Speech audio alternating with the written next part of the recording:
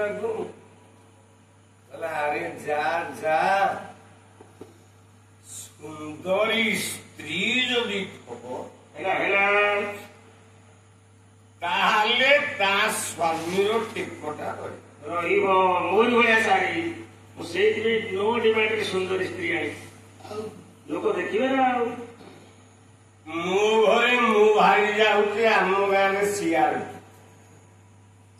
ଦେଖିବାକୁ ସୁନ୍ଦରୀ। ହଁ ସମସ୍ତେ ବସି କହିଲେ ଏଇ ବୋଉଟା ଶିଆଳ କିଏ? ହଁ କିନ୍ତୁ ସିଏ ମତେ ଆଉ ମାନୁନି।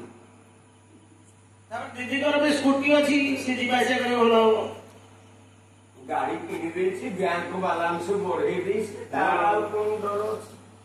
ଆଉ କେହି ରାଗିବେନି। ଘରକୁ ଗଲେ ମୁଠେ ଖାଇବାକୁ ଠିକ ସେ ଦଉନି। ହଉନି କେଉଁଠି କଥା। ଆଉ ଏଇ ବାବା ଜିଆ ପନ୍ଧା ଭୁଲରେ ପଡିବ।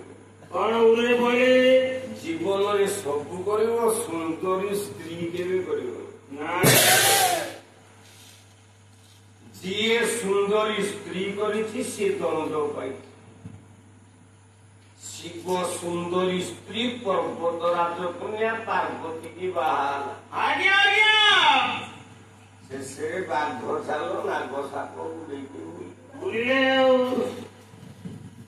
ବେଳା ଖରାପ ପଇଲା। ଆଉ କୃଷ୍ଣ ରାଜକନ୍ୟା ରୁକ୍ମିଣୀ କି ବାହା ହେଲା।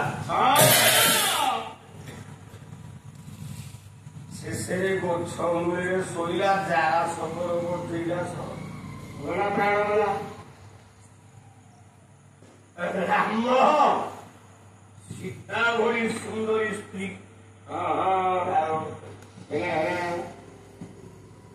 ନାରାୟଣ ଲକ୍ଷ୍ମୀ ଭଳିଆ ସୁନ୍ଦରୀ ସ୍ତ୍ରୀ କି ବାହା ହେଲା।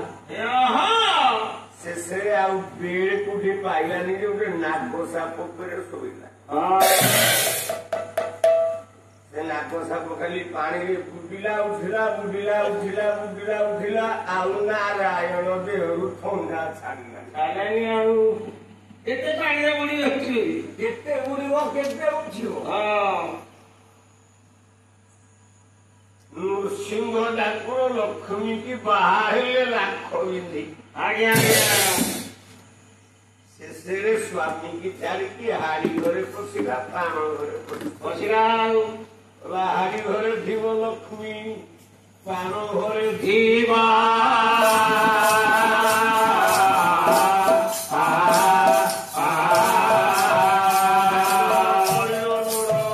ଦେଉଳେ ପଶିବା।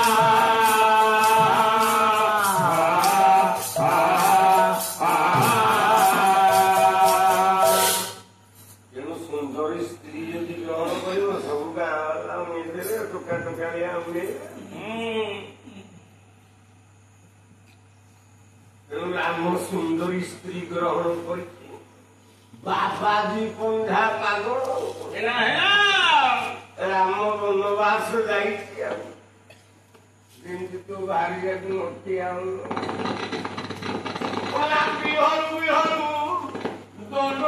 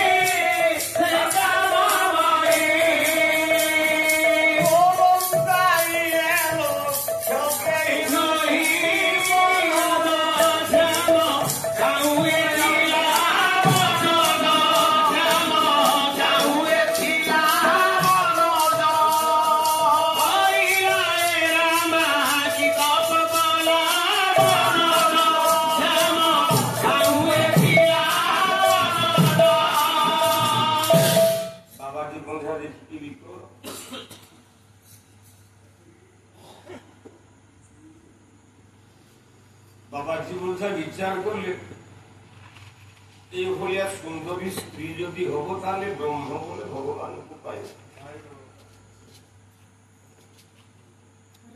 এড়ে বড় সুন্দরী স্ত্রী তা যোগুর ଆମ ଭଗବାନ ହଉଛି ଆମେ ଜଟା ଜୁଟକୁ ବୁହାଇକି ଲାଭ କଣ?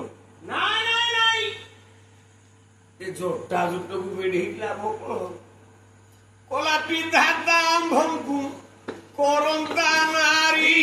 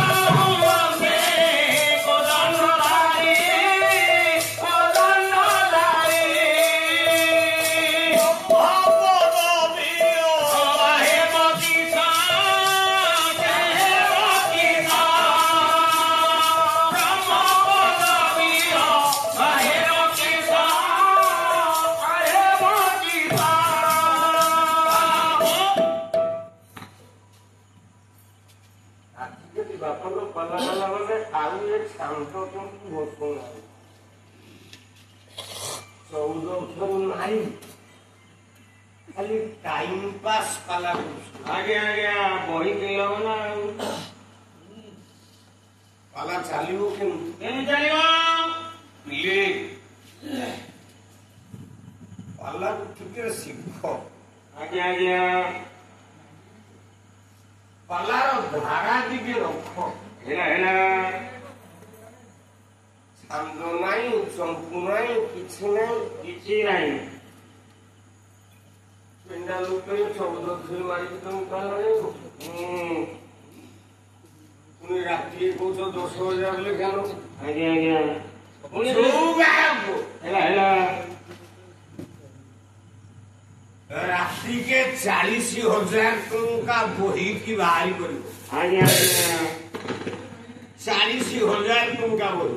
ହଁ ତାହେଲେ ସିଏ 15,000 ନେଲେ ବାଧିବ।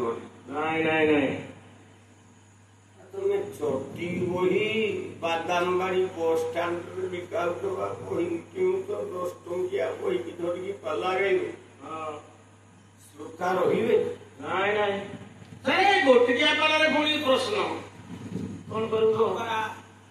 ପ୍ରଶ୍ନ ଆସିବ କୋଉ ସହ କାହା ପାଖରେ କୋଉଠି ଲାଗିବ? କୋଉ ସହ କାହା ପାଖରେ ଲାଗିବ ଲାଗିବ ମତେ ଏତେବେଳେ କାହିଁକି ପଚାରୁନି? କହିନୁ ଆପଣ ଜାଣିନଥିଲେ। ପାଲା ବାଲା ତ ଶୋଇ ପଡିବେଣି। ମୁଁ ଆଉ କହିକି ଲାଭ କଣ? ନାଇଁ ମୁଁ ଆଜି ପାଲା ବାଲା ଶୋଇବି ରାତି କହ। ଆରେ ଶୋ ହେଲା 3ଟା। ଗୋଟେ ତାଲବେଶ,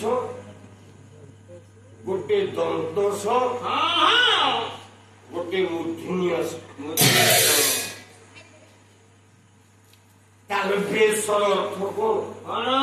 କୋଉଠି ଲାଗିବ? କୋଉଠି ଲାଗିବ? କଣ ତାଲବେଶ ଗଣେଶ ଲାଗୁନି? ତାମାନେ ସେ ଶଟା କଣ ସେଇଠି ଉପଯୁକ୍ତ? ଆଉ ନା କୋଉଠି ଦେଖିବା? ତାଲବେଶର ଅନ୍ୟ ନାମ କଣ? କଣ ନା ତାଲବେଶର ଅନ୍ୟ ନାମ ହଉଛି ଶ୍ମଶାନ ବୋଲେ ମଶାଣି।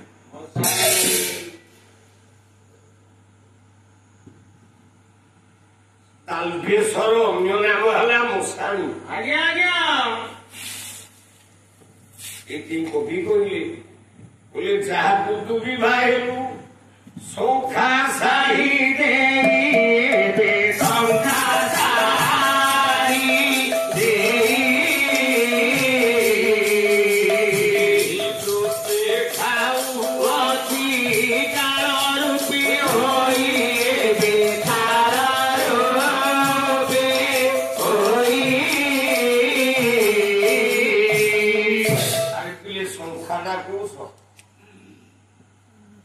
ତାଲବେଶ ନା ନାଇଁ?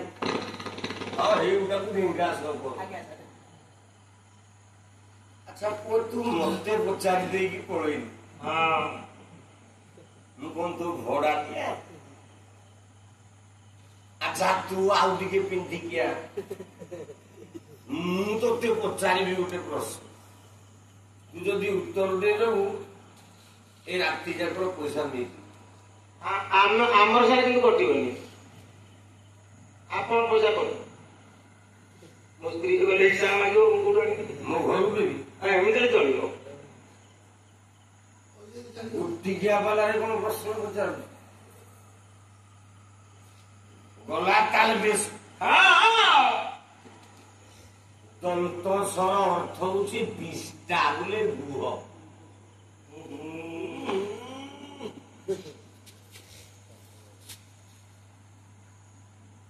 ଆଉ ମୁଧୁଣେଶ୍ୱର ଅର୍ଥ କହିବିନି। ଏମାନେ ଭାରି ଚାଲାକ। ପଚାରିକି ଉତ୍ତର ନେବେ, ଉତ୍ତର ନେଇକି ଅନ୍ୟ ଗାୟକ ଆଗରେ ପ୍ରୟୋଗ କରିବେ। ଯଦି ଜାଣିଛୁ ଟିକେ ଆମେ ଡାକୁଛୁ, ମୁଁ ଧୁନେଶ୍ୱର ଅର୍ଥଟା କଣ ଟିକେ କରିଦେବି। ଏସବୁ ୟୁଟ୍ୟୁବ ଦେଖିକି ନୃସିଂହ ବାଲାରୁ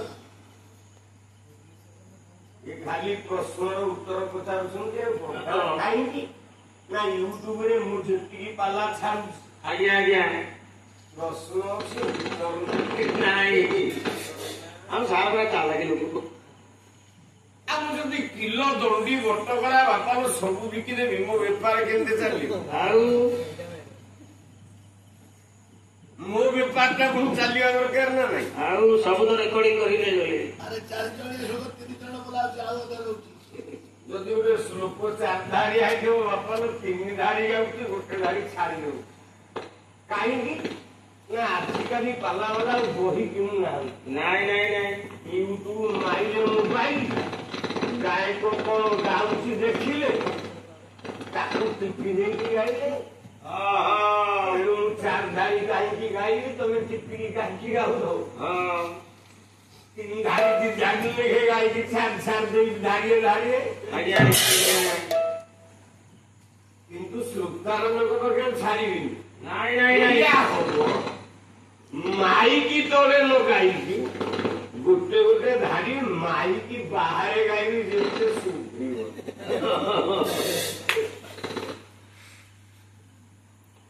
ଆଉ ନ ଶୁଭିଲେ ତମେ କଣ କରିବ?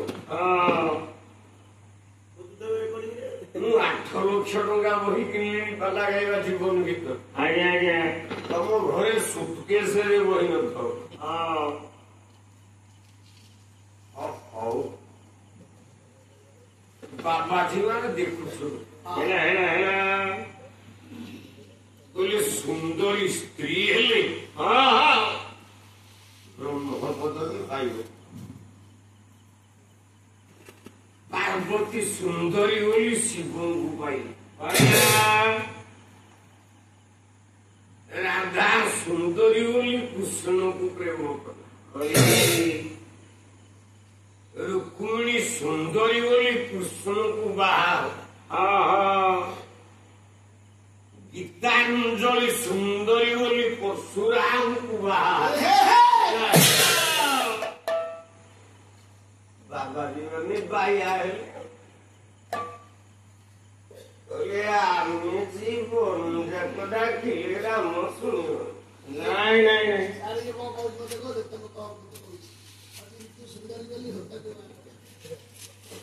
ସାର୍ ଏଇଟା କଲେଜରେ ପାଠ ପଢିଲା ବେଳେ ନାଙ୍ଗା ଦୋକାନ ହେଇଗଲା। ଆଉ ତୋର ଏଇଠି କହିବାର ଥିଲା, ସେ ବେଳ ଅଲଗା ଥିଲା। ତୋର ଏଇଠି କହିବାର ଥିଲା।